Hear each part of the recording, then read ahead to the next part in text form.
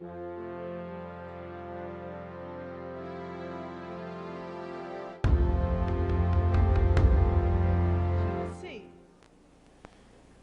are going to continue the discussion initiated by Will Wirtz at the end of the last panel on the theme of the nation state as opposed to the new dark age.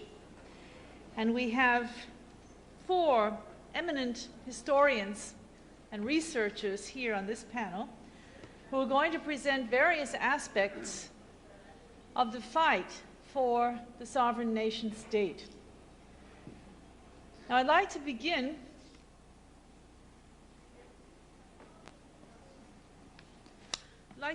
by asking Paul Gallagher to address the audience. Paul Gallagher, as many of you know, is one of our associates who is unjustly incarcerated in prison here in Virginia for crimes he never committed. Paul Gallagher has taped a message to the conference which he requested be played at this panel because he directly addresses the theme of this panel. So if we can hear the message from Paul Gallagher, please. Greetings to all of you at the conference on the road to recovery. This is Paul Gallagher. I wanted to take the privilege of being locked up to add 5 minutes to, I think, one of your panels there.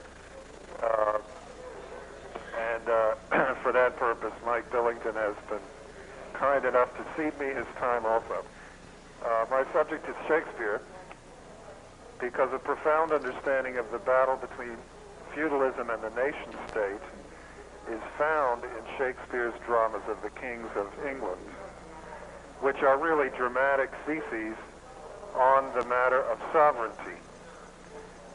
How unstable and fragile were the monarchies, although appearing to convey absolute power. How can a king maintain his sovereignty against the nobility from which he came, so as to rule the people well?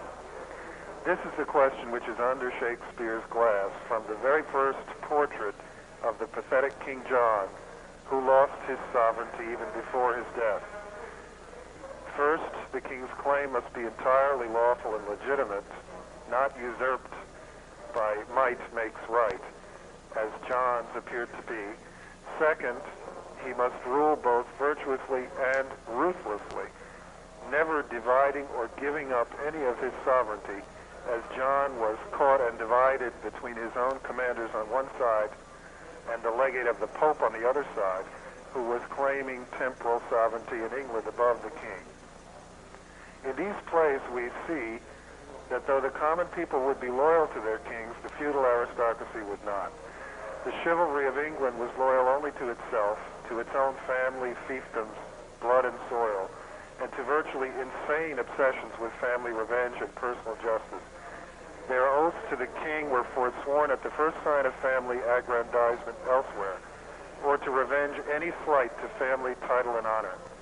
The trilogy of Henry VI is a classic, brutal portrait of this anarchic nobility at war with the nation. The plays deal as a whole with the prehistory and history of the 15th century Wars of the Roses. Shakespeare shows that this treasonous nobility made the country for 100 years ungovernable by their rebellions and wars to aggrandize the powers the noble families had seized from King John 2 centuries earlier. The famous scene in the courtyard of a London law court where aristocrats pluck red and white roses from the bushes to take sides with the houses of Lancaster or York was invented by Shakespeare. He placed it in the early boyhood of Henry VI, a full 30 years before historians say the Wars of the Roses began, to make dramatically clear that the anarchic wars of the aristocracy for control of the king never stopped. He makes this scene coincide with the nobles' vainglorious move to have the boy Henry VI, who they would never allow actually to rule England, crowned King of France against the national uprising led by Joan of Arc. This nobility finally exhausted itself with the tyrant Richard III, by the end of whose reign 50 of the 150 noble earldoms of England had lapsed, by the death of all male heirs, and 25 more were held by minor children who were technically wards of the king. Serfdom had been largely abolished through this exhaustion of the nobility. In Richard III, we see ordinary citizens in London called, quote, citizens, unquote, for the first time, and they comment on events with surprising wisdom, like a tragic chorus. Then, at last, we see Henry Tudor return to England with a force supplied by King Louis XI of France, defeat Richard III, and end the wars of the aristocracy. It is an amazing stroke of Shakespeare that he celebrates England's national unity as at last accomplished by an invading force sent by Louis XI, giving birth to the Tudor monarchy. For 150 years, English patriotism, he showed, had been defined by anti-French hostility. The only sovereign kings during that time, notably Henry V, had unified the nobility only by continuously leading it in wars in France, which had disastrous consequences for England as soon as the French resistance became effective. Henry Tudor represented a paradigm shift. The tragedy of Richard III ends with a celebratory prayer of peace and prosperity, unlike all the other tragedies. Shakespeare is famous for having ignored in these tragedies all of the Aristotelian conventions of unities and so forth of tragic playwriting. For example, in the first two acts of Richard III, 11 years pass by. The entire reign of Edward IV passes by, with none of the characters discussing or even taking note of the passage of that time. The plays are really composed around moments. They're composed like classical compositions of music, such that this kind of compression and densification is possible in order to carry along a single idea. And that idea, in one form or another, is the battle for national sovereignty to emerge, the person of a monarchy, through the defeat or else the self-defeat of the oligarchy. Let me end this without drawing any conclusions. It's really only an invitation to see some of the discussions you're having on one of the panels there reflected in the great tragedies of Shakespeare. So let me end and wish you all a very productive and happy conference. Thank you.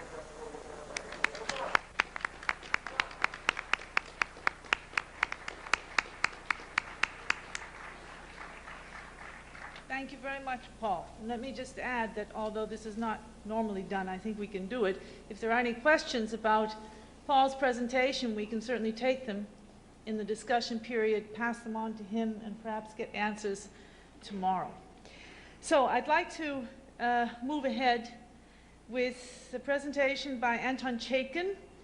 Anton Chaikin, here seated on my right, is one of our eminent historians. He is the author of a book called Treason in America. And this book has recently been republished, re-released. It is available outside on the book table, and Tony will be available tomorrow to sign copies for those who would like to purchase an autographed copy. Tony is going to present tonight The Southern Confederacy, British Terrorism.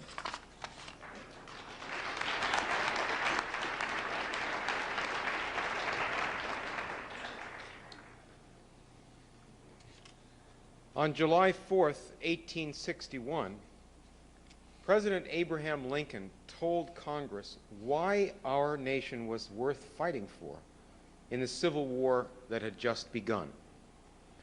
Lincoln posed the question which confronts us today.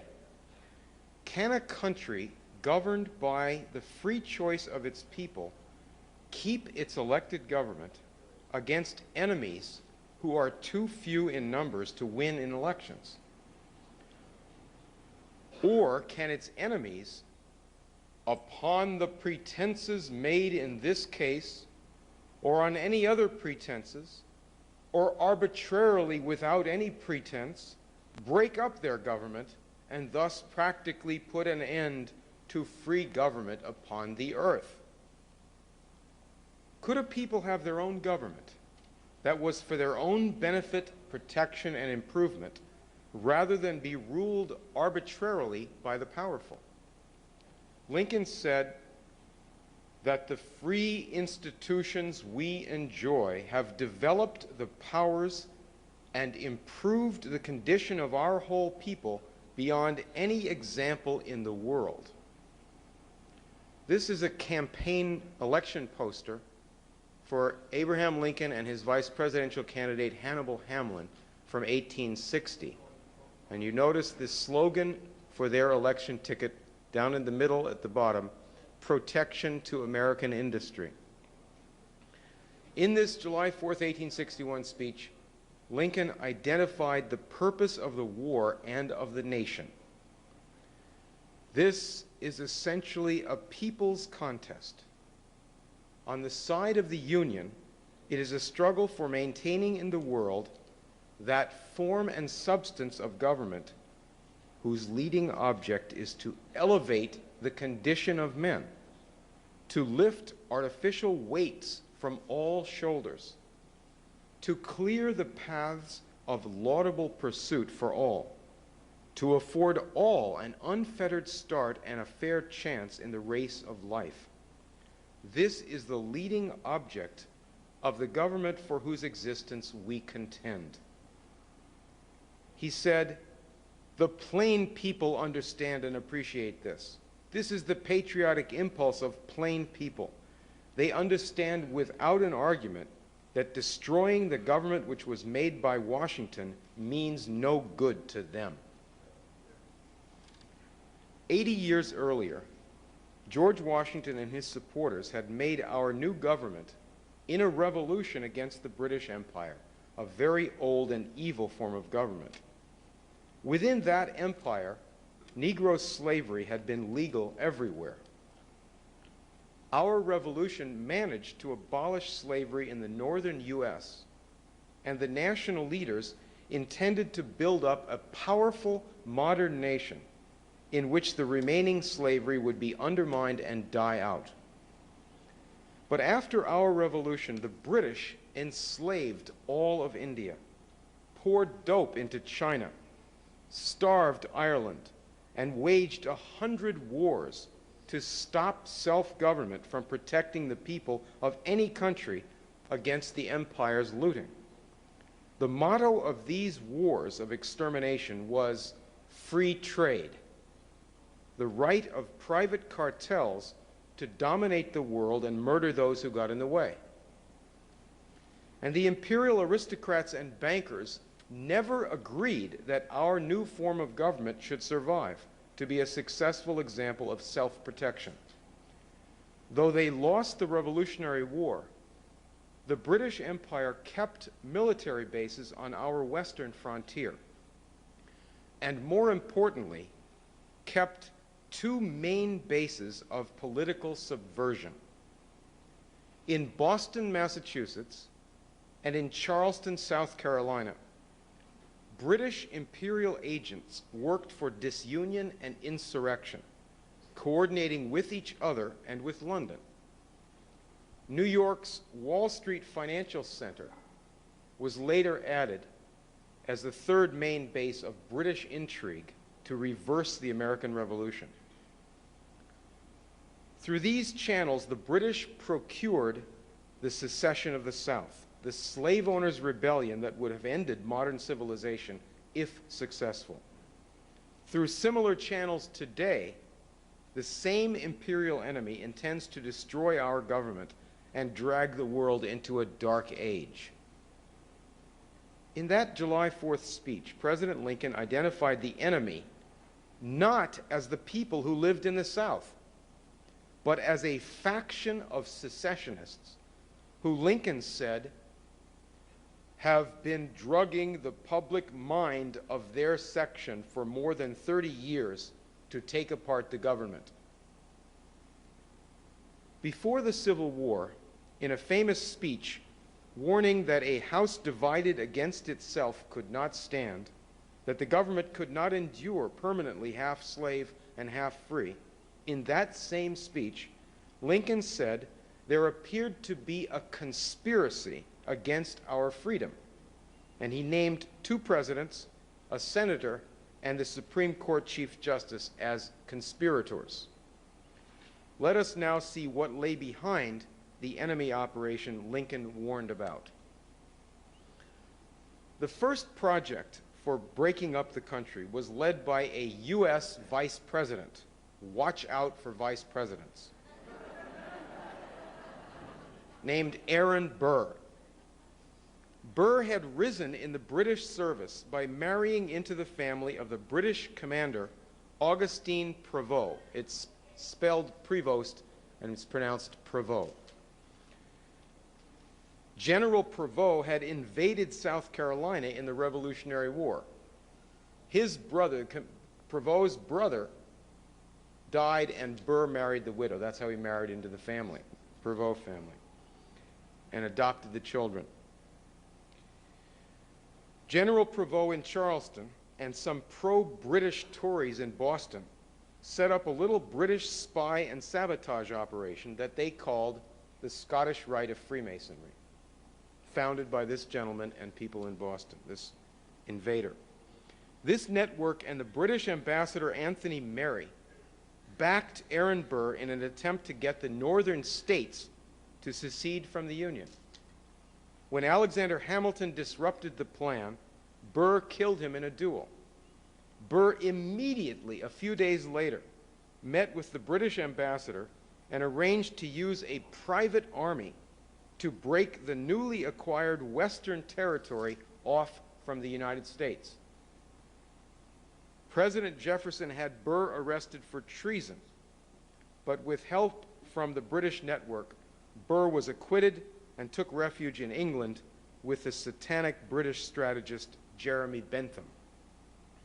Burr came back in time for the War of 1812, in which the British invaded and burned Washington, D.C. During that war, Burr's Boston Brahmin friends, the so-called fancy families of Boston, agitated for the North to break off and join Britain during the war that we were fighting with Britain, the Second War, the War of 1812. But the whole American people rejected and defeated their plotting. This Second War with Britain aroused the whole country to go back to the nationalism of Washington and Hamilton.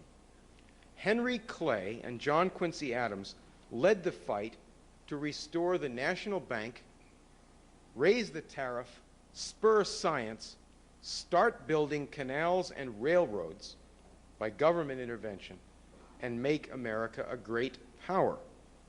The nationalist policy was called the American system, as opposed to the British or free trade system. It was in reaction to this program that Southern secession was first proposed in 1827. The British network had installed this little Englishman, Thomas Cooper, a professional revolutionary, in the respectable post of President of South Carolina College and Professor of British Free Trade Economics.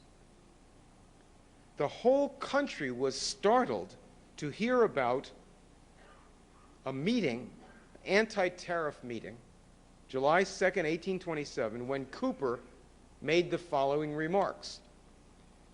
"We shall ere long be compelled to calculate the value of our union, and to inquire of what use to us is this most unequal alliance, by which the South has always been the loser, and the North always the gainer.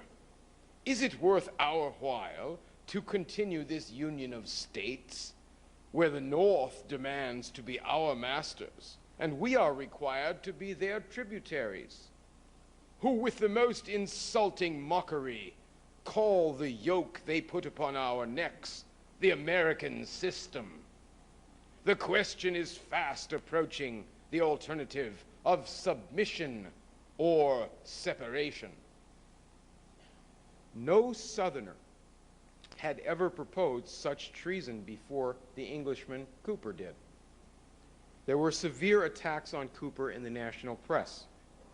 Cooper replied defensively in a letter to the United States Telegraph, "I would not choose to be bound to a union such as Mr. J.Q. Adams and Mr. H. Clay would impose."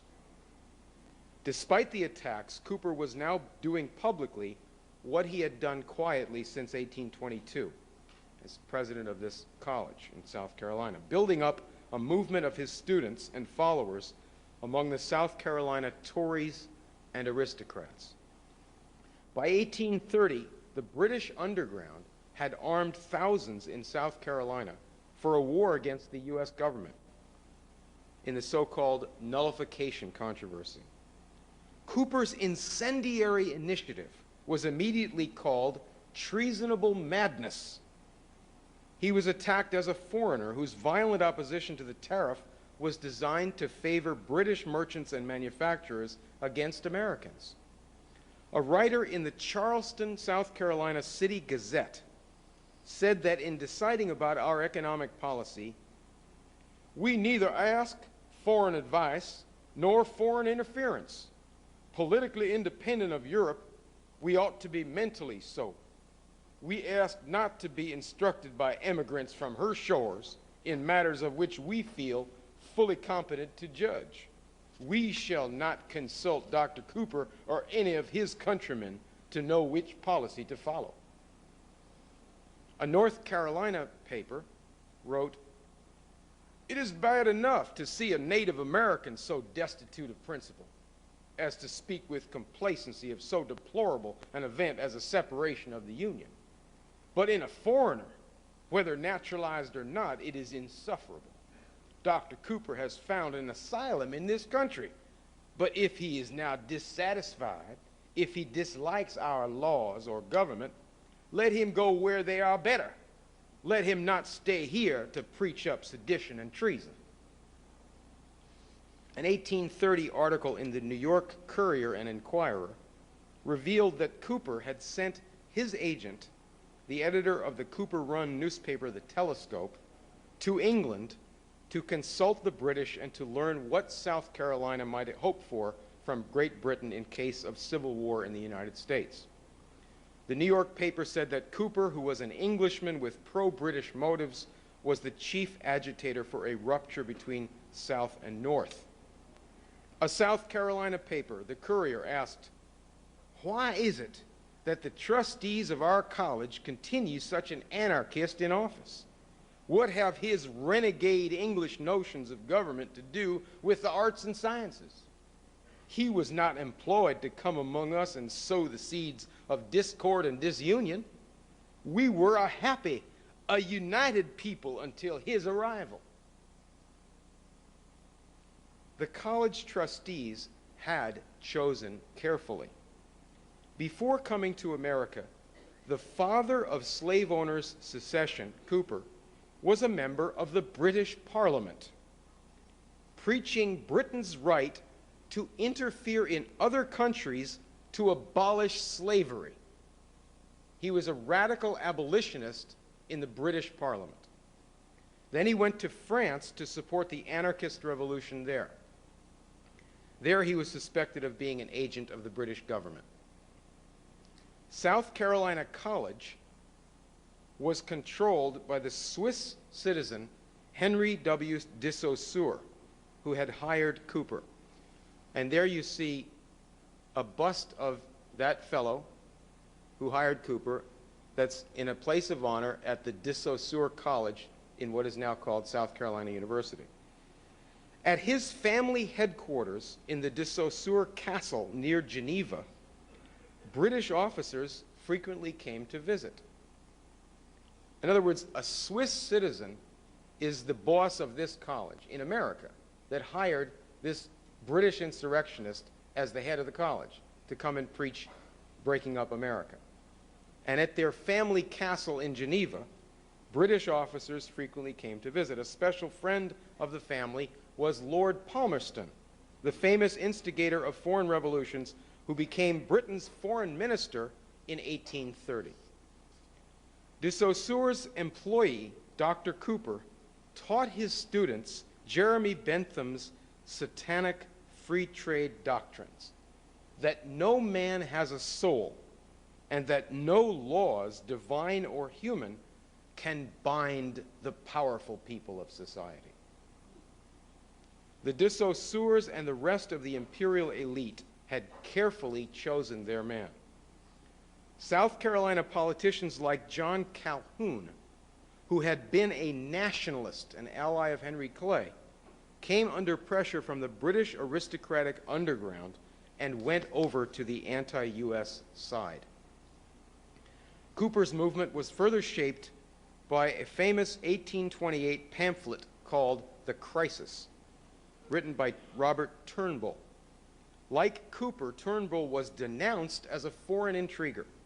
He had been born in British-controlled Florida during the Revolution and had come to South Carolina with his father, a British colonial officer, with the invading British troops led by General Prevost. President John Quincy Adams responded to Cooper and Turnbull in his December 1828 annual message to Congress, and the national secession controversy was launched. This first South Carolina movement for an insurrection did not spread to other states, and the tariff controversy was tamed by a compromise led by Henry Clay. Cooper died in 1839. His students and converts continued the treason effort, and they were increasingly guided by a co-conspirator of Cooper's in Virginia named Nathaniel Beverly Tucker. This Tucker and his family are not well known to the public, though as British agent intriguers, they played an astonishing role in the build-up to our Civil War. A member of the family who does not even carry the Tucker name is rather well known historically, under the name John Randolph of Roanoke, who was Nathaniel Beverly Tucker's half-brother and an adopted Tucker since age 5. John Randolph was a famous congressman, a simpering, degenerate opium addict, owner of 1,000 slaves who used to swagger into the Congress in long boots and a whip, who denounced President Jefferson for not surrendering to British naval attacks. Let's peek at the Tucker family tree and see what's really going on. I know this may be hard to read. You have to wait for the published version, I guess. But this is, you see at the top, Colonel Tucker sitting in London, St. George Tucker, his son, on the left, another son, Henry Tucker, on the right. And you follow the sons by the downward lines. Note that the father, St. George Tucker, who is, as you can see, the father of Nathaniel Beverly Tucker, right? Note that the father, St. George Tucker, is celebrated in Virginia as a so-called legal scholar, even though he opposed the U.S. Constitution. His family were great powers of the British colonial empire. His nephew, Henry St. George Tucker, over there on the right, in the middle, became the brutal chairman of the British East India Company in the world. That's his nephew. Another nephew was a British admiral who fought America in the War of 1812, while John Randolph denounced the American war effort. Sons John Randolph and Beverly Tucker, this Nathaniel Beverly Tucker, you see the arrow there, conspired with Aaron Burr's scheme to seize the Western USA. And John Randolph got himself put in as a foreman of the grand jury when Burr was indicted, helping to wreck the case against Burr. Virginia jury trials are not what they seem. In 1815, Beverly Tucker emigrated to the territory of Missouri, where he led an attempted insurrection of Missourians against the United States. This was temporarily settled by a compromise, and Tucker moved back east. That's the famous Missouri Compromise. You see these insects going everywhere, the same little set. Tucker continuously preached disunion in ways that Adolf Hitler or Prince Philip could appreciate. He called Anglo-Saxons, that is the English and their cousins, a master race of unquestionable superiority, who should rule black slaves who are unable to live honestly without labor. implying that he and his friends could live honestly without labor. But what of the whites? Tucker complained after the Missouri Compromise that the rabble of the West could be bribed with federal sponsorship of infrastructure, that the people did not support states' rights. So Tucker opposed giving the right to vote to the common white people. He blamed contending parties for bringing more and more people into the political process, arming them with votes, and thereby increasing the power of the masses. I need some water. Thank you. Beverly Tucker denounced the meddling spirit of democracy, the low-bred insolence of upstart legislation intruding by unhallowed means into the throne of legislation.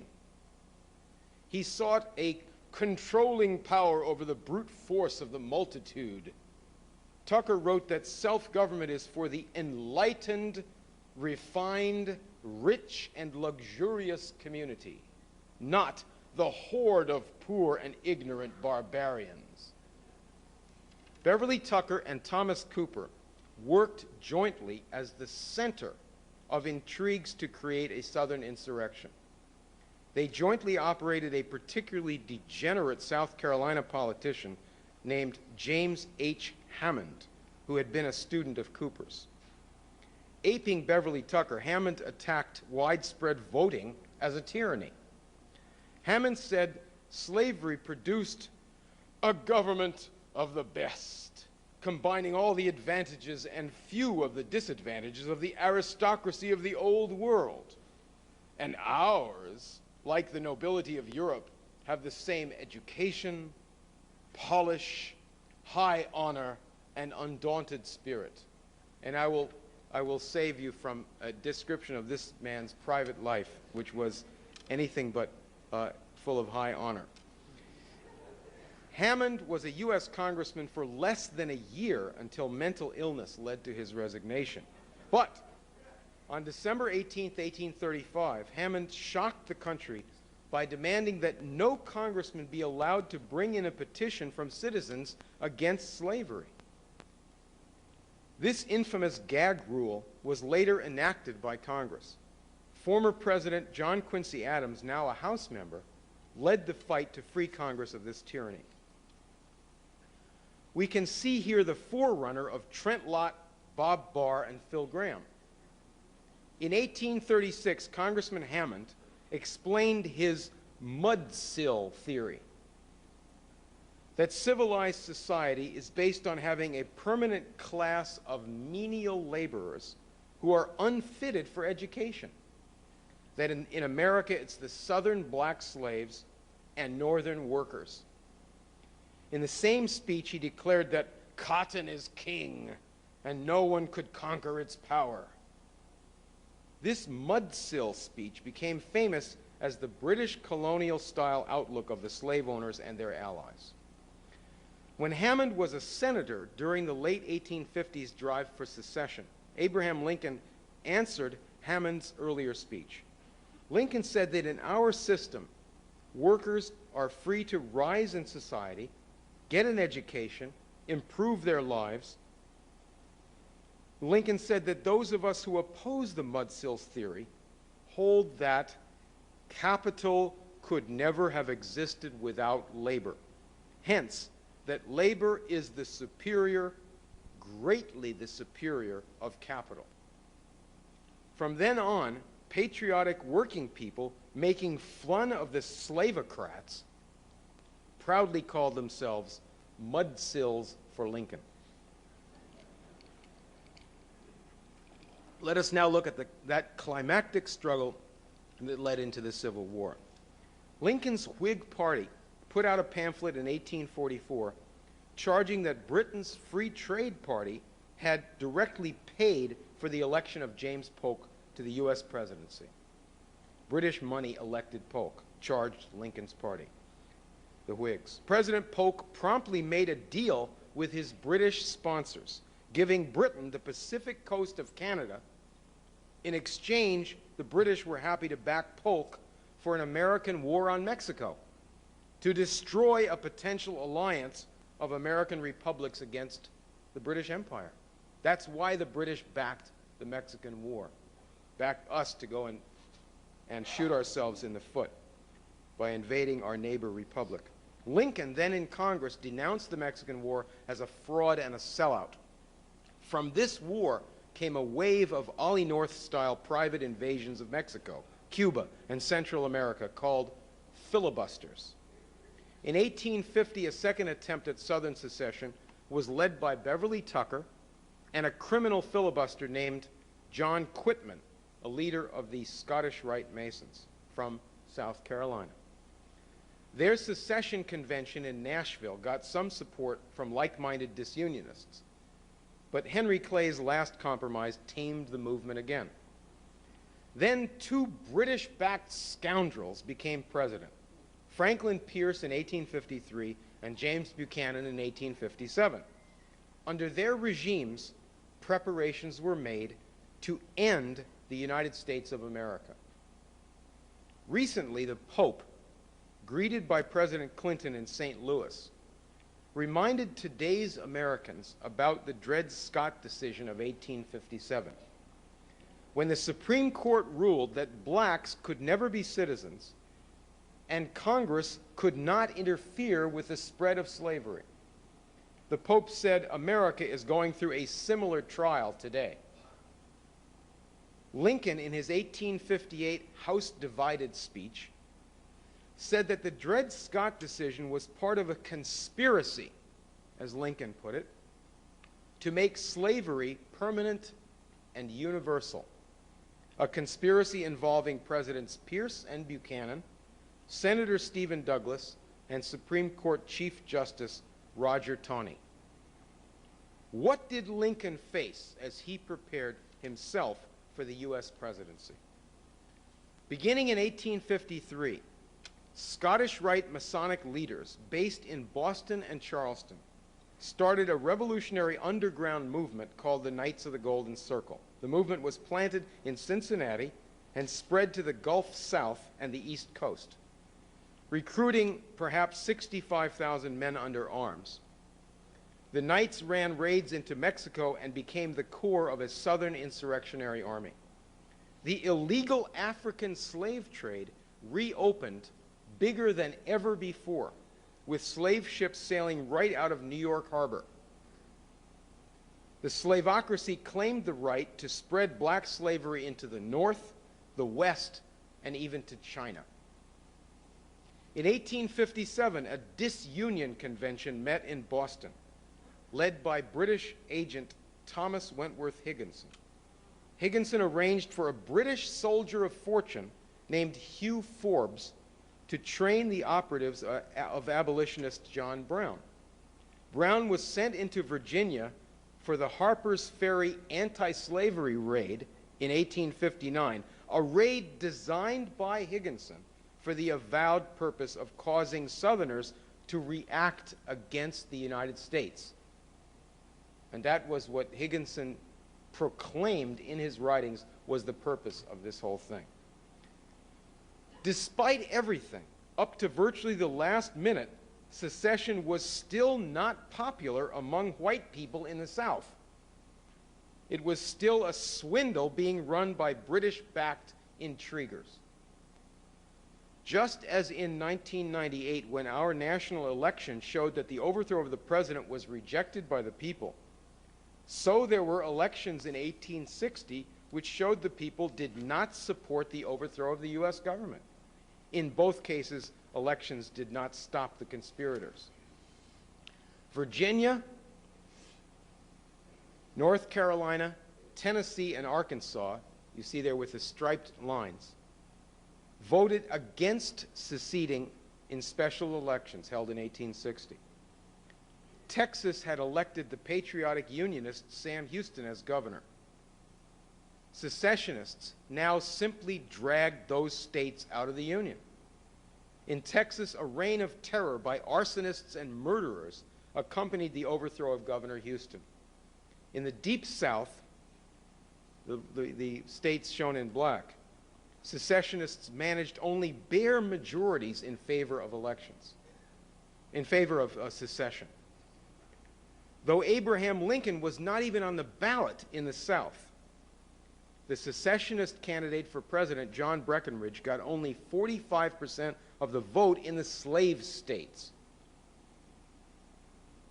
Elected president on a platform of protectionism, Lincoln came to Washington secretly, in disguise, to escape assassination.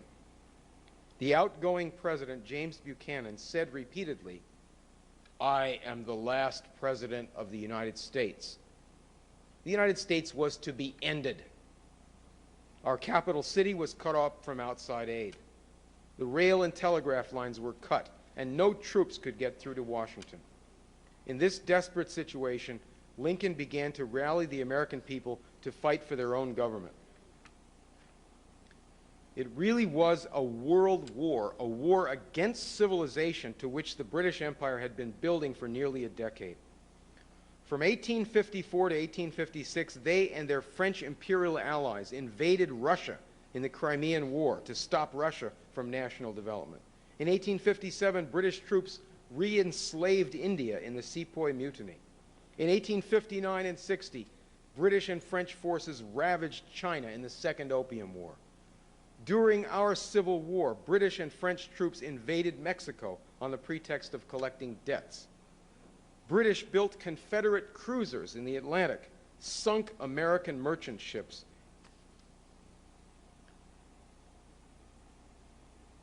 The next. From Britain's colony, Canada, British and Confederate terrorists ran raids across the border into the USA. Confederate spy John Wilkes Booth met in Canada in 1864 with the British Special Forces operatives there, such as George Sanders, shown here with Britain's Colonel Grenfell and 2 Confederate raiders. Booth got his money for the attack on Lincoln and went back to do the dirty job. When the president was dead, one of the assassins, John Surratt, escaped through Canada to England, then to the Vatican. Surratt's escape was arranged by Nathaniel Beverly Tucker, the nephew of the earlier traitor by the same name. This Tucker was indicted by the U.S. government in the assassination conspiracy against President Lincoln. But the Union survived and flourished. Under Lincoln, protectionism, the U.S. quickly became the world's leading manufacturing power. We moved to spread the policy of protection, industrial progress, and national sovereignty to Japan, Russia, Germany, and China. Knowing they could not defeat America militarily, the British Empire increased cultural and political warfare with new movements for Dark Ages feudalism. The aristocratic pre-Raphaelites openly attacked the Renaissance and supported anarchist terrorism. New cults of so-called Christian fundamentalism were manufactured in London, packaged in Jerusalem, and exported to the United States. And here you see, leave that for a second, a so-called map of the migrations of the people from Palestine in the Bible up to England, where they became Queen Victoria. And believe it or not, this is the basis for much of the new Confederacy today. This cultism manufactured in the way that I said. In Tennessee, a center for the revival of Confederate thinking was established with money from Britain's Wall Street partners. As the Ku Klux Klan got power in the post-Civil War era, Vanderbilt University, shown there in the upper left, promoted a vision of life as fraudulent and anti-human as the original Confederate insurrection had been. From then until now, new generations of students were taught to revere the lost cause of the Confederacy. Were taught that America had gone too far with industrial progress, that nature must be protected, that man was a cancer on the planet, that the poor, dark-skinned peoples of the earth must never be allowed to industrialize as America did. One student and product of this British project is Al Gore, who attended that school and studied divinity and law.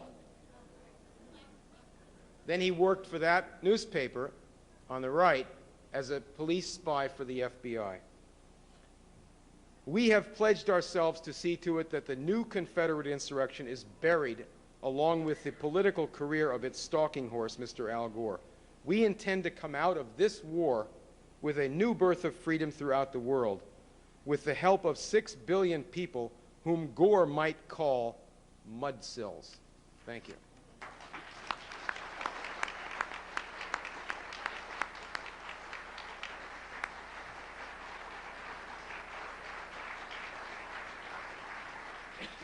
Thank you very much, Tony.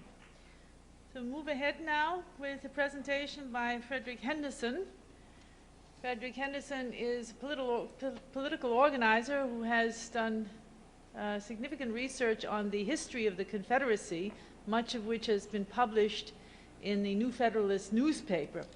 And he's going to present to us tonight how and why the heirs of Andrew Johnson are behind the current drive to destroy the American nation state.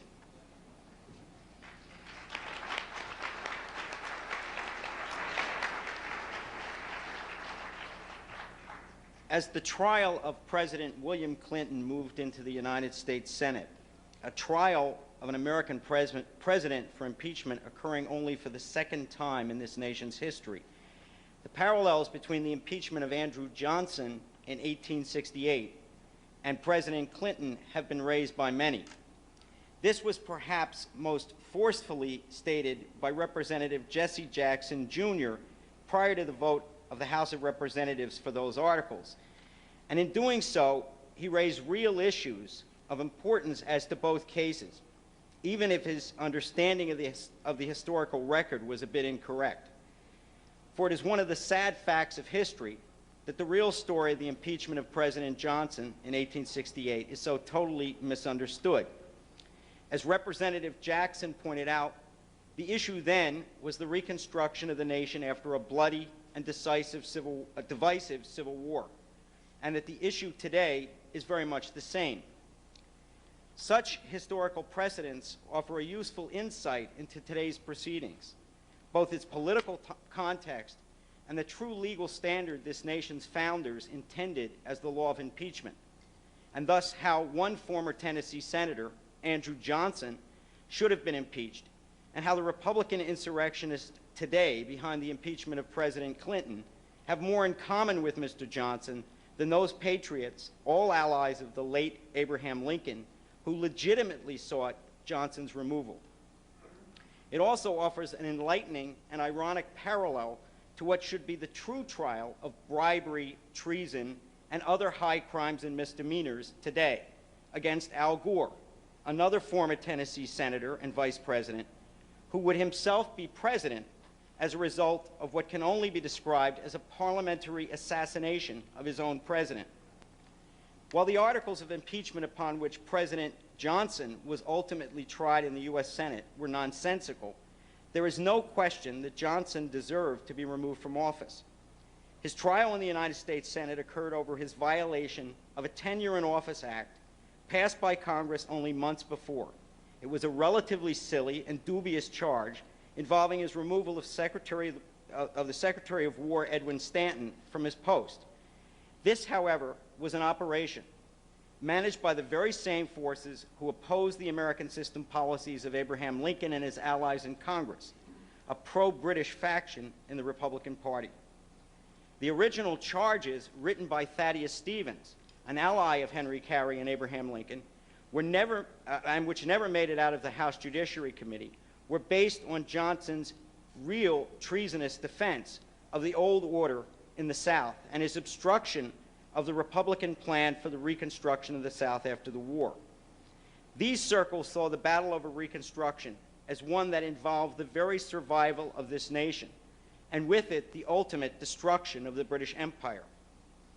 As an historical precedent by which to judge both the obscene attack on President Clinton and the American nation state today, and for understanding the basis for actually impeaching Vice President Gore, it provides a rich example. The issue then was the restoration of the American system by transforming the South with such a Republican Reconstruction policy, and in so doing, ensuring that this nation could play its historical role in the global battle against the British-centered oligarchy. Today, both the defense of President Clinton and the destruction of Gore require the same. The American South, prior to the war, had been an oligarchical horror, as I and others have documented. A fool's paradise of British free trade policies that had left it in backwardness and poverty. Aside from the straightforward horror of an enslaved population of 4.5 million African Americans, almost all Southerners suffered at the hands of a system whose economic, political, and social institutions were controlled by a tiny pro-British minority. This was a native oligarchy that worshipped at the altar of British oligarchical doctrines, intent on destroying this nation. Much like the latter-day Clinton haters, they were a grouping who despised the outlook and system this nation's founders had created. They hated the federal government. They hated the presidency, just as today's neo-Confederates do, because it represented the highest ideal of the nation-state that has ever existed in human history. At the end of the war, after Union forces had successfully defeated the Confederacy, the issue of how these states, the seceded states of the Confederacy, were going to be returned to the Union. This was a pressing question. Having defeated the forces that would have destroyed this nation, the forces of British free trade and oligarchism on the battlefield, Abraham Lincoln and his allies fully intended to ensure their defeat politically as well. Not only would every remnant of such policies be eliminated in the South, but in conjunction with Russia, which had helped to ensure that Britain not intervene on the side of the Confederacy during the war, and a Germany committed to the policies of Friedrich List, an American nation recommitted to the outlook of the American system would be the centerpiece of a growing alliance that would destroy oligarchical power globally. As Henry Carey, who had been the architect of Lincoln's economic policies, wrote in a series of open letters on Reconstruction to Senator Henry Wilson of Massachusetts, quote, "British policy looks to arrest the circulation of the world by means of compelling all raw materials produced to pass through its little workshop. It is a monopoly system, and therefore it is that poverty, disease, and famine, all of which unite for the production of slavery, are chronic diseases in every country wholly subjected to British influence. Therefore, too, has it been that British agents have always been in such close alliance with the slave-holding aristocracy of the South, and that throughout the late war, British public opinion has been so nearly universally on the side of the men who have publicly proclaimed that slavery was to be regarded as the proper cornerstone of all free institutions. British free trade, industrial monopoly, and human slavery travel together, and the man who undertakes the work of reconstruction without having first satisfied himself that such is certainly the fact will find that he has been building on shifting sands and must fail to produce an edifice that will be permanent. Thus, the battle that began over the policies that would be implemented south of the Mason-Dixon had global implications. This was certainly understood by the enemies of this nation, and the success of the policies of the Lincoln administration during the war in restoring such an American system outlook underscored that point. There would be no question as to Lincoln's commitment in such a battle, nor that of the wartime leadership of the Republican Party and the Congress. It was recognized that the Southern states were not Republican in any form. They were and that they were not of the type that, of a state government or institution that ought to be part of the United States, and that what was going to have to occur was a process by which these states would be reorganized and new institutions created with new constitutions and new economic policies, so that they could actually be readmitted into the Union as actual participants in what was the American system of government, the American system of economics. And there was a commitment, which was clear from what Lincoln had said and done prior to his assassination, that his view was that what had to be done at the end of the war was something very similar to the kind of economic development that the United States has been committed to say, for example, after World War II with Japan, that the thing that was most needed in the South was to go in and dig up root and branch this horrible oligarchical system that had been based on slavery, and to create the basis for real economic development, to build railroads, to develop the vast mineral resources that existed there, to create industry where there had been none. What happened was something quite different. Abraham Lincoln was assassinated by the very British and British allied forces who had run secession, bringing Andrew Johnson, his vice president, to the presidency. Johnson very quickly made clear on which side he would stand in this battle. In his first message to Congress, an inaugural of sorts, he outlined his policy for the nation, and within that context, for the reconstruction of the South. This message signaled a total reversal of Lincoln's economic policies, with Johnson calling the wartime tariff, quote, clearly a recognized outrage. He concluded his remarks with the following statement: free trade with all the markets of the world is the true theory of government. This message was sent while Congress was out of session, and also included Johnson's announcement of a presidential proclamation on reconstruction for the states of the former Confederacy. Using his wartime military powers as commander-in-chief, Johnson announced he would appoint provisional governors in each of the southern states, giving them the power to arrange elections for constitutional conventions in each state, and to do everything, as he said in his proclamation, quote, necessary and proper to enable these states to resume their constitutional relations to the federal government. The object was to establish new governments, supposedly Republican in character. However, as you will see, these new governments would be created by the very same traitors who had controlled them in the first place, waging a war to destroy the Union. This was contrary to the view of the Republican leadership in Congress, and had been the view of Lincoln throughout the war, that Congress would have to enact legislation to give any such process constitutional authority.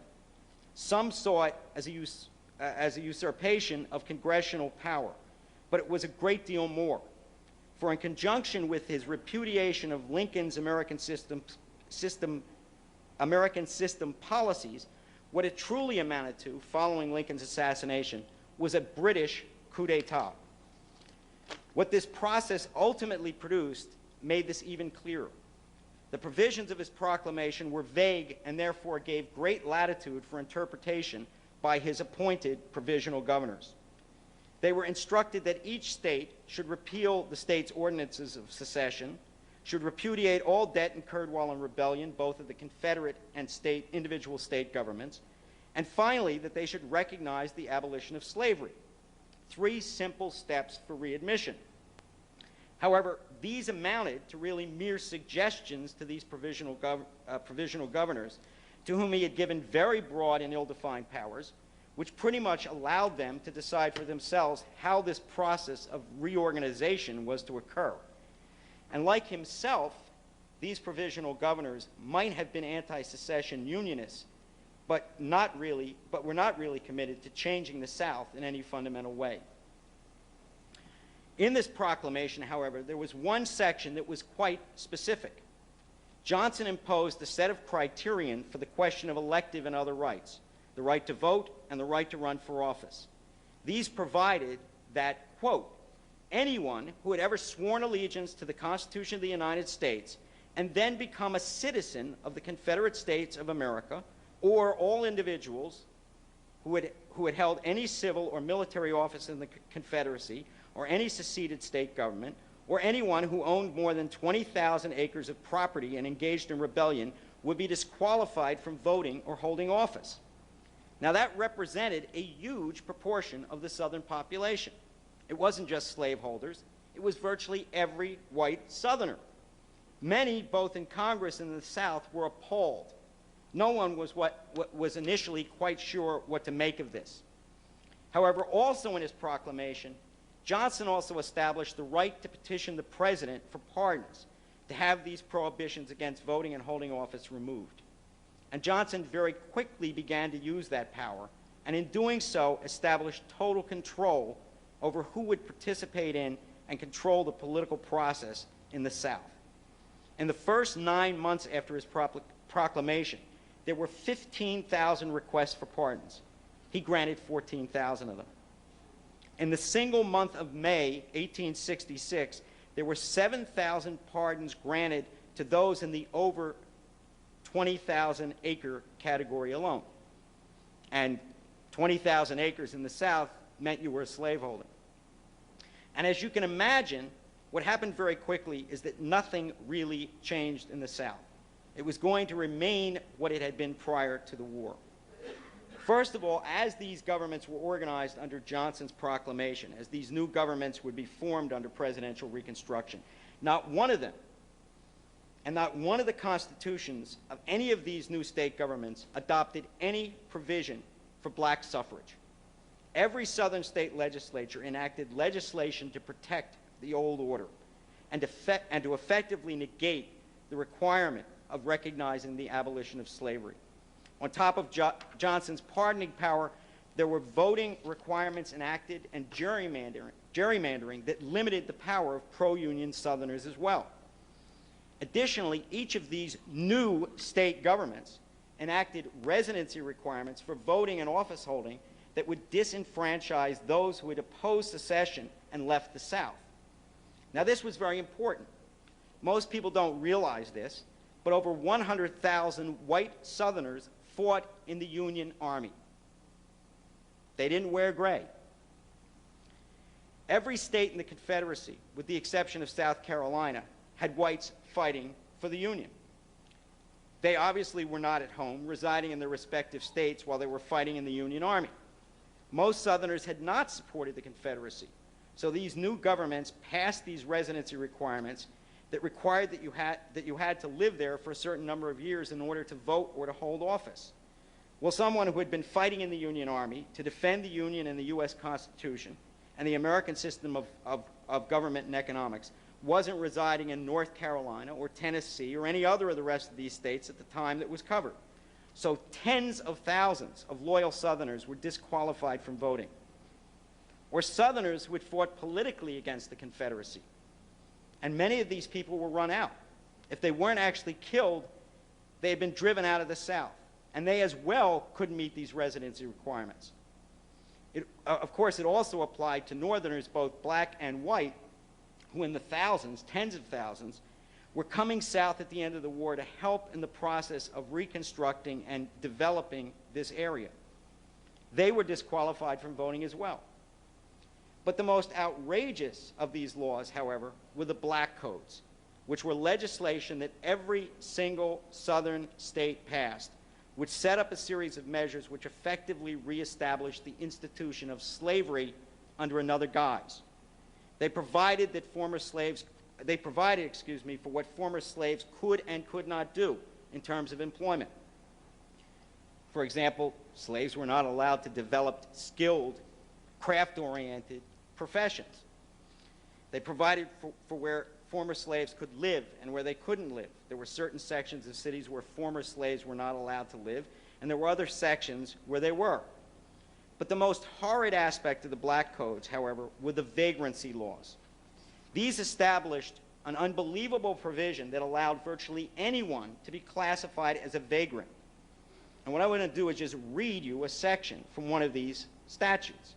The vagrancy statute, this is from the vagrancy statute of the Mississippi Black Codes. It defined any former slave, any freedman, many of these actually went under the guise of legislation to enhance the rights and privileges of the newly freed man. They defined any former slave who was not, quote, who was not gainfully employed, which was, many of these were. I mean, with the end of the plantation system, the collapse of the plantation system after emancipation, huge numbers of former slaves were not gainfully employed because the system had collapsed. Or, quote, any stubborn or refractory servant, a laborer or servant who loiters away his time or refuses to comply with any contract or term of service was a vagrant. And under the black codes, vagrants were subject to arrest and punishment by being hired out by the county sheriff for a term of anywhere from 6 months to a year. So effectively, what had occurred was that the very slaves who had worked on these plantations prior to the end of the war, now, while no longer legally property, so-called property, under the black code vagrancy statutes, could be put to work and were en masse on the very same plantations, under the very same slave masters who now ran their governments because they had been given the right to vote and run for office by Johnson's pardons. And what you had is a system which, it very quickly became clear, was of the very type that the Civil War had been fought to destroy. These policies were precisely the ones that had impelled the nation to war. So we would be readmitting into the Union under Johnson's proposals states which had policies which were no different than those of those secessionists in these states that had existed prior to the war. And in 1866, that became abundantly clear. In 1866, there were elections in each of these states. And every one of these states, under presidential reconstruction, was allowed to elect congressmen and senators and to send them their representatives to Washington. This was the means by which they were going to be returned to the Union. Here's who represented the South after those elections in 1866. The former Vice President of the Confederacy, Alexander Stephens. 4 Confederate generals, 5 Confederate colonels, 6 former cabinet members, and 58 former members of the Confederate Congress. I dare say if Jefferson Davis at that point had actually been free to do so, he would have probably been elected and sent to Washington as a representative from Mississippi. This was the Southern delegation that came to Washington seeking admission to the 39th Congress. Now, this was the point at which the fight between Johnson and the Congress fully erupted. I'm not going to go into all the details because we don't have time tonight, but the bottom line was any sane American, any American who had seen over 625,000 Americans give their lives in a war over the principles of the Constitution, that notion that all men are created equal and that this horrible British-based slave system in the South would be destroyed, was not going to sit there and let the Vice President of the former Confederacy, 4 Confederate generals, 5 Confederate colonels, 6 former cabinet members, and 58 former members of the Confederate Congress enter the United States Congress as representatives from their respective states. So what the Congress did is it rejected all of them. It said that these newly elected congressmen and senators were not representative and therefore could not be seated. In addition, during this period, Congress understood that there were a number of things that had to be done in terms of policies in the South. The Freedmen's Bureau, which had been set up under Lincoln during the Civil War itself, to deal with the question of the newly freed slaves, to lay the basis for a transition from slavery to what needed to occur for African Americans to become independent, functioning citizens of a free society. In 1866, the Freedmen's Bureau legislation was running out. So the Congress passed legislation to renew the Freedmen's Bureau. This was an agency, legislation for which Abraham Lincoln had signed into law twice. And the Congress passed it and sent it to Andrew Johnson for his signature. Johnson vetoed it. Not only did Johnson veto it, but he sent back a message that was extremely provocative. And he said that this legislation represented a usurpation of the rights and prerogatives of the southern states. Congress voted with a 2/3 majority to override his veto. Congress during the same period also passed the Civil Rights Act, which was very simply supposed to be a guarantee of the political rights of every Southern citizen, that every Southern citizen have those rights guaranteed under the Constitution protected. And once again, Johnson vetoed it, a usurpation of the rights and prerogatives of the Southern states. So at this point, it became very obvious that something stronger was going to be needed, and it was at this period that Congress began the work on the post-war amendments, particularly the 14th Amendment to the Constitution. And in this period as well, with the mounting horrors of what was actually happening in the South, Congress began to look at legislation to give them control of this process of Reconstruction. So in 1866 and 1867, Congress passed several pieces of legislation that had become known as the Reconstruction Acts, which simply established the basis on which a true reformation of the South could actually occur. And what occurred, because the president was clearly not committed to doing what was required, was that the power to administer these districts, the districts set up under the Reconstruction Acts, was given to the military, because the Congress recognized that it could trust the military. So military districts were set up, and the criterion for these states coming back into the Union was not a terribly difficult and insurmountable one, all histories of this period to the contrary aside. All they had to do was simply repudiate the outlook and policies of the past. They had to agree that British-based, free trade-based oligarchism wasn't going to exist in the South anymore. However, Johnson moved directly to undermine this process. He wrote a series of letters to the provisional governors that he appointed in various of these states, asserting that under his war powers as commander-in-chief, these provisional governors still had power because their representatives had been rejected in Washington and therefore hadn't been readmitted as states. Johnson told these provisional governors, and this is a quote from one of the letters, accede nothing to these military authorities.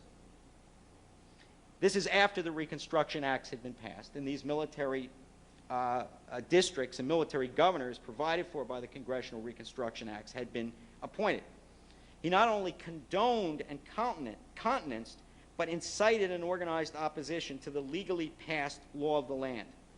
Each of the Reconstruction Acts had been passed by Congress, and each was vetoed by Johnson, and Congress had then passed them with a two-thirds majority over his vetoes, and they had become law.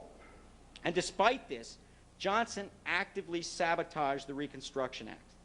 He incited people to ignore the law. In fact, he told political leaders throughout the South that they didn't have to comply with the terms of the acts. His treason went so far as to advise Southerners that they need not ratify or recognize either the 13th or 14th Amendment. And I'll remind people in the audience, if they don't know, the 13th Amendment is that which abolishes slavery. And many of you may realize that the state of Mississippi, and I believe maybe one or two other states of the former Confederacy, only ratified the 13th Amendment in the last couple of years.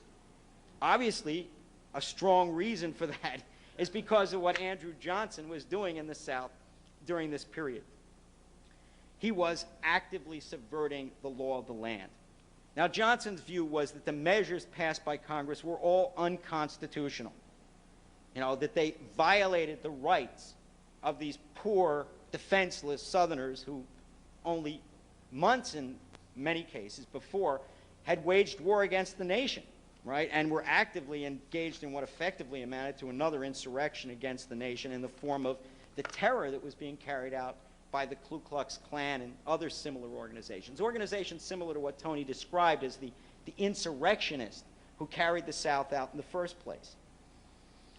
And he took it upon himself as the president to actively organize to ensure that Congress's plan was destroyed and that his outlook and that of these Southern oligarchs, these traitors and secessionists, would be reestablished. Now, there is a lot of background to Johnson which one could go through, but the bottom line is he had all the earmarks of a British agent. He was an advocate of free trade. He was against the American system, passionately against the American system. And he didn't fundamentally want to see any change in the South. One wonders how he ended up as Lincoln's running mate in 1864 and therefore his vice president. But American presidents oftentimes end up, with really bad vice presidents. And they generally tend to be the ones who get shot, because the British understand that they've got a fairly good backup option, as is the case today. As the battle heightened, President Johnson then began to systematically attack the authority of the Congress itself. During that period, there were massive numbers of federal employees that were appointees. For example, then every postal employee in the United States was appointed by the President of the United States. And this was generally done with the assistance of Congress. For example, the president would go to a congressman in Philadelphia and say, look, I've got to appoint postmasters, postal inspectors, I've got to appoint a tariff collector in the customs office. Who do you think should get these appointments? And that's generally how this was done. And Lincoln had done that, and most of the people who were in these federal positions were people who supported Lincoln and the policies of Lincoln and the Lincoln core of the Republican Party, and as a result supported the congressional view of what should happen in the South. Johnson began to fire them en masse and replace them with people who were supporters of his. And as Thaddeus Stevens very appropriately pointed out in a speech on the floor of Congress, what Andrew Johnson was doing was in fact building a political base for himself that was based on the very combination that had practically just destroyed the nation: Southern aristocrats and Northern copperheads, the two centers of British-based subversion in America. That's who Andrew Johnson's supporters were. He, in fact, was repudiating the base of the political party that had put him in office. So what Congress did is they moved to impeach him. Now, most people have this simple outline of how it actually happened. Johnson took Stanton, Edwin Stanton, who was the Secretary of War, and he removed him from office. Stanton had been Lincoln's Secretary of War, and Johnson, therefore, had inherited him as with the rest of Lincoln's cabinet. He had been a supporter, Stanton had been a supporter of congressional Reconstruction, and because of the crucial role of the military in congressional Reconstruction, Johnson wanted to get rid of him. In response, Congress had passed, approximately 6 months earlier, a law that prohibited the president from doing such a thing. It was called the Tenure in Office Act. But that was not the basis upon Johnson was to be impeached. That was not the basis on which he should have been impeached. It was an operation that was thrown in the works to effectively sabotage a real, principled indictment of the president. What had actually happened was that Thaddeus Stevens and the people around him wrote a series of articles of impeachment that actually clearly outlined the character of why Johnson should be impeached. And I believe in the process created the standard by which anyone who looks at impeachment has to look at it today. And if you compare this with the articles of impeachment that were presented against President Clinton, defeated in the Senate yesterday, you get a very dramatic sense of how what's happening now in terms of what's been done to President Clinton is not only ludicrous, but actually represents an insult to what the founders intended with the impeachment provision in the U.S. Constitution. Now, I found these articles not in the congressional debates nor in any history book. I was sorting through the papers of Thaddeus Stevens, most of whose papers have been destroyed, by the way, in the Library of Congress. In the Library of Congress, there are 3 boxes of his papers. Most of them are drafts written in his own hand of his many speeches. And if you ever want to read an extraordinary individual, the speeches of Thaddeus Stevens on the floor of the United States House of Representatives during this period are certainly among them. And there I found a draft of these proposed articles of impeachment, which were initially those discussed by the Judiciary Committee of the day that was preparing the indictment of President Johnson. This is actually prior to the indictment that was actually voted up by the House in 1868. The second article of those, the second article in that draft reads as follows. On the 2nd day of March, 1867, Congress passed an act entitled An Act to Provide for the More Efficient Government of the Rebel States, and subsequently several supplements thereto, all intended to enable said people of the conquered territory to form constitutions and governments republican in form for themselves, so that they might gain readmission into the Union upon equal terms with the other states of the United States. And after Congress had passed the same laws by a 2/3 vote over his veto, he denounced and continued to denounce them as unconstitutional and advised resistance to them, whereby he has thus far impeded the establishment of regular governments within said territories.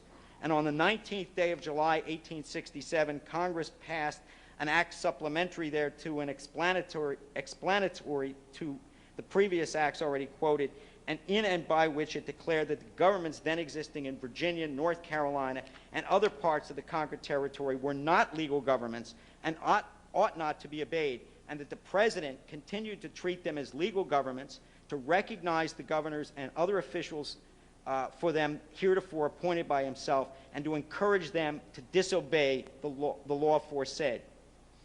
In other words, Johnson was breaking the law of the United States. Now, there's nothing that prevents a president politically from speaking out against policies he believes are wrong. But to actually remove officials from office who are trying to implement legislation duly passed by Congress, to sabotage policies on which the very future of the nation itself depends, that's a different story. When a law is passed, you as the commander-in-chief, you as the chief executive, are responsible for its enforcement, whether you vetoed it initially or not. It is passed by a two-thirds, and if you veto it, and if it's passed by a two-thirds majority, it is law. So the second article of this bill of impeachment was this direct obstruction, was on this direct obstruction of the law of the land as represented by acts passed by Congress. Now, I assume that the first one drafted by Stevens, which no longer exists, was along similar lines. The third proposed article reads as follows.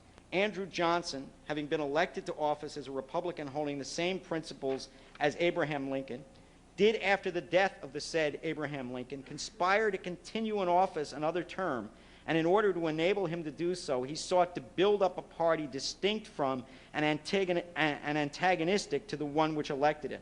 And to that end, he perverted the patronage of the government, which he held by virtue of his office in public trust.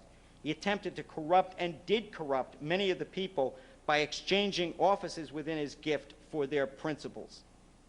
I'll remind you that Socrates was charged with that heinous crime of corrupting the youth. What Johnson did was far worse. In other words, he got rid of the people who were his opponents and put people in who were his supporters, abusing the power of appointment of the president. There's a fourth article, which Stevens drafted, which is not fully written out, but which is an elaboration of the basic principle of the other two.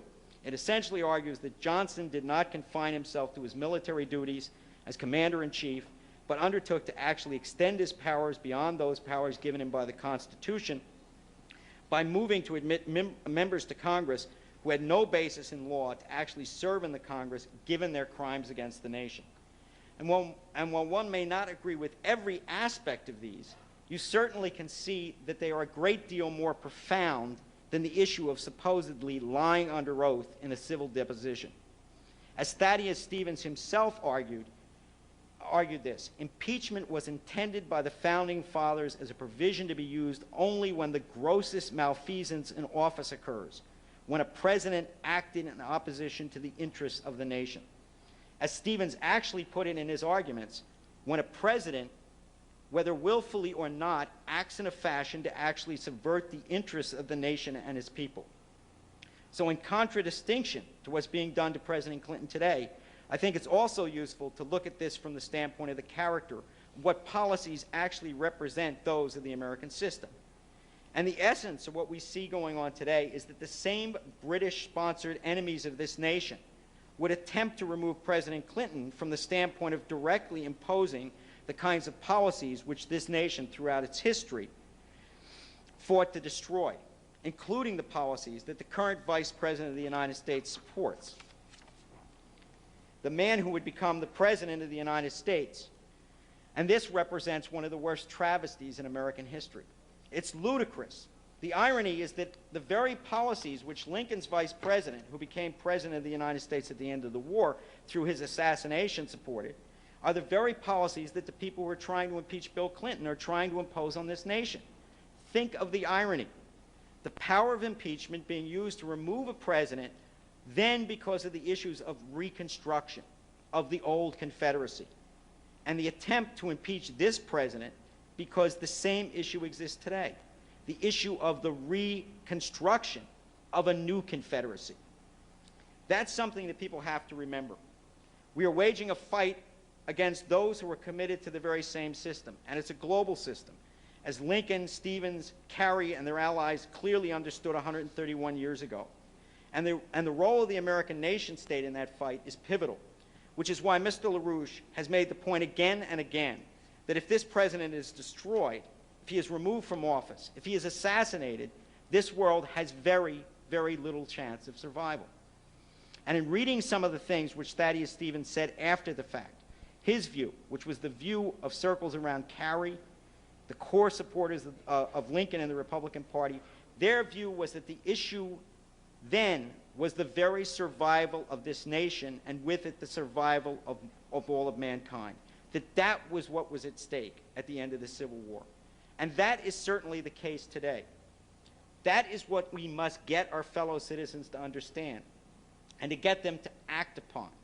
We've got to find these people who are sitting out there stewing at the fact that they're seeing this travesty unfold in front of them, and they just have no sense of how they can do anything about it. And we have got to give them a sense of what they can do about it. So let's stop the coup against the president, and with it, the presidency and the Constitution. And a good start would be to succeed in doing what our forefathers could not do 131 years ago, by removing from office another British pawn from Tennessee, but this time before he gets to the White House.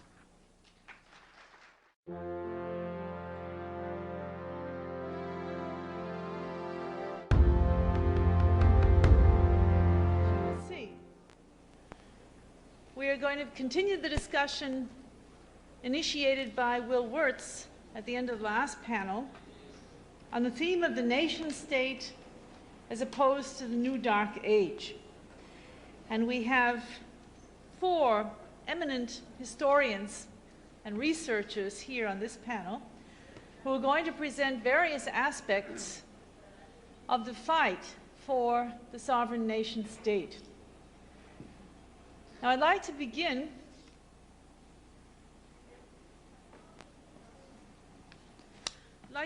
by asking Paul Gallagher to address the audience. Paul Gallagher, as many of you know, is one of our associates who is unjustly incarcerated in prison here in Virginia for crimes he never committed.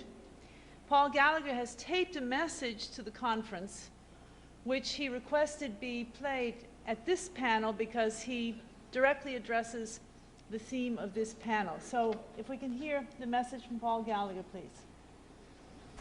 Greetings to all of you at the conference on the road to recovery. This is Paul Gallagher.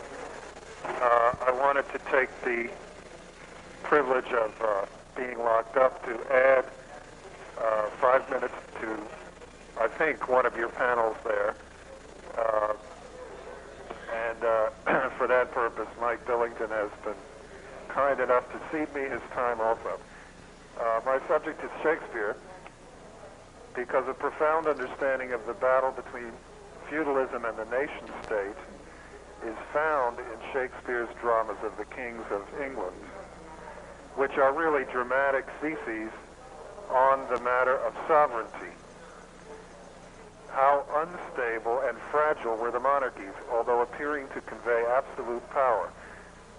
How can a king maintain his sovereignty against the nobility from which he came, so as to rule the people well? This is a question which is under Shakespeare's glass from the very first portrait of the pathetic King John, who lost his sovereignty even before his death. First, the king's claim must be entirely lawful and legitimate, not usurped by might makes right, as John's appeared to be. Second, he must rule both virtuously and ruthlessly, never dividing or giving up any of his sovereignty, as John was caught and divided between his own commanders on one side and the legate of the Pope on the other side, who was claiming temporal sovereignty in England above the king. In these plays, we see that though the common people would be loyal to their kings, the feudal aristocracy would not. The chivalry of England was loyal only to itself, to its own family, fiefdoms, blood and soil, and to virtually insane obsessions with family revenge and personal justice. Their oaths to the king were forsworn at the first sign of family aggrandizement elsewhere, or to revenge any slight to family title and honor. The trilogy of Henry VI is a classic, brutal portrait of this anarchic nobility at war with the nation. The plays deal as a whole with the prehistory and history of the 15th century Wars of the Roses. Shakespeare shows that this treasonous nobility made the country for 100 years ungovernable by their rebellions and wars to aggrandize the powers the noble families had seized from King John 2 centuries earlier. The famous scene in the courtyard of a London law court where aristocrats pluck red and white roses from the bushes to take sides with the houses of Lancaster or York was invented by Shakespeare. He placed it in the early boyhood of Henry VI, a full 30 years before historians say the Wars of the Roses began, to make dramatically clear that the anarchic wars of the aristocracy for control of the king never stopped. He makes this scene coincide with the nobles' vainglorious move to have the boy Henry VI, who they would never allow actually to rule England, crowned King of France against the national uprising led by Joan of Arc. This nobility finally exhausted itself with the tyrant Richard III, by the end of whose reign 50 of the 150 noble earldoms of England had lapsed by the death of all male heirs, and 25 more were held by minor children who were technically wards of the king. Serfdom had been largely abolished through this exhaustion of the nobility. In Richard III, we see ordinary citizens in London called, quote, citizens, unquote, for the first time, and they comment on events with surprising wisdom, like a tragic chorus. Then, at last, we see Henry Tudor return to England with a force supplied by King Louis XI of France, defeat Richard III, and end the wars of the aristocracy. It is an amazing stroke of Shakespeare that he celebrates England's national unity as at last accomplished by an invading force sent by Louis XI, giving birth to the... And appreciate this. This is the patriotic impulse of plain people. They understand without an argument that destroying the government which was made by Washington means no good to them. 80 years earlier, George Washington and his supporters had made our new government in a revolution against the British Empire, a very old and evil form of government. Within that empire, Negro slavery had been legal everywhere.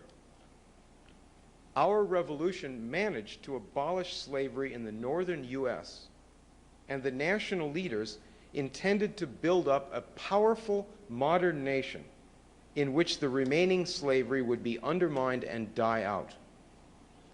But after our revolution, the British enslaved all of India, poured dope into China, starved Ireland, and waged 100 wars to stop self-government from protecting the people of any country against the empire's looting. The motto of these wars of extermination was free trade, the right of private cartels to dominate the world and murder those who got in the way. And the imperial aristocrats and bankers never agreed that our new form of government should survive to be a successful example of self-protection. Though they lost the Revolutionary War, the British Empire kept military bases on our western frontier, and more importantly, kept two main bases of political subversion. In Boston, Massachusetts, and in Charleston, South Carolina, British imperial agents worked for disunion and insurrection, coordinating with each other and with London. New York's Wall Street Financial Center was later added as the third main base of British intrigue to reverse the American Revolution.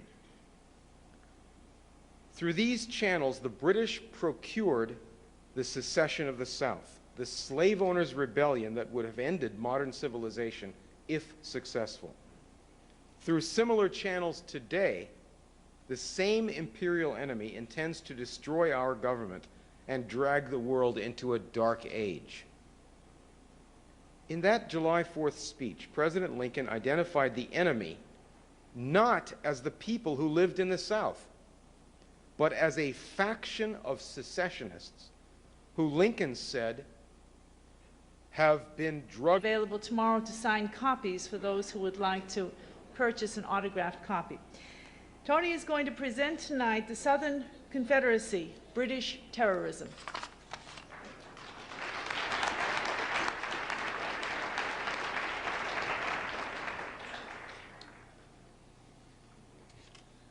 On July 4th, 1861, President Abraham Lincoln told Congress why our nation was worth fighting for in the Civil War that had just begun. Lincoln posed the question which confronts us today. Can a country governed by the free choice of its people keep its elected government against enemies who are too few in numbers to win in elections? Or can its enemies, upon the pretenses made in this case, or on any other pretenses, or arbitrarily without any pretense, break up their government and thus practically put an end to free government upon the earth? Could a people have their own government that was for their own benefit, protection, and improvement, rather than be ruled arbitrarily by the powerful? Lincoln said that the free institutions we enjoy have developed the powers and improved the condition of our whole people beyond any example in the world. This is a campaign election poster for Abraham Lincoln and his vice presidential candidate Hannibal Hamlin from 1860. And you notice this slogan for their election ticket down in the middle at the bottom: protection to American industry. In this July 4th, 1861 speech, Lincoln identified the purpose of the war and of the nation. This is essentially a people's contest. On the side of the Union, it is a struggle for maintaining in the world that form and substance of government whose leading object is to elevate the condition of men, to lift artificial weights from all shoulders, to clear the paths of laudable pursuit for all, to afford all an unfettered start and a fair chance in the race of life. This is the leading object of the government for whose existence we contend. He said, the plain people understand. Tudor monarchy. For 150 years, English patriotism, he showed, had been defined by anti-French hostility. The only sovereign kings during that time, notably Henry V, had unified the nobility only by continuously leading it in wars in France, which had disastrous consequences for England as soon as the French resistance became effective. Henry Tudor represented a paradigm shift. The tragedy of Richard III ends with a celebratory prayer of peace and prosperity, unlike all the other tragedies. Shakespeare is famous for having ignored in these tragedies all of the Aristotelian conventions of unities and so forth of tragic playwriting. For example, in the first two acts of Richard III, 11 years pass by. The entire reign of Edward IV passes by, with none of the characters discussing or even taking note of the passage of that time. The plays are really composed around moments. They're composed like classical compositions of music, such that this kind of compression and densification is possible in order to carry along a single idea. And that idea, in one form or another, is the battle for national sovereignty to emerge, the person of a monarchy, through the defeat or else the self-defeat of the oligarchy. Let me end this without drawing any conclusions. It's really only an invitation to see some of the discussions you're having on one of the panels there reflected in the great tragedies of Shakespeare. So let me end and wish you all a very productive and happy conference. Thank you.